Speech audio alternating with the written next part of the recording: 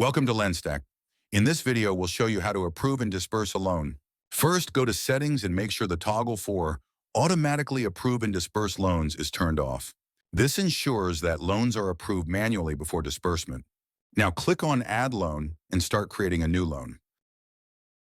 Enter all the required loan details, assign it to a collection agent, and then click Save.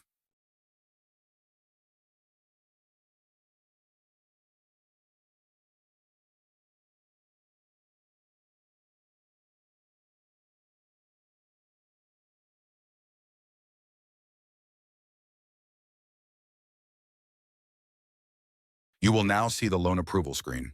If the loan needs to be rejected, click the Reject button. Otherwise, click Approve. Once approved, click on the Disperse button to disperse the loan. To view this loan, go to the View All Loans tab. Thank you for watching this video. Click the subscribe button and the bell icon.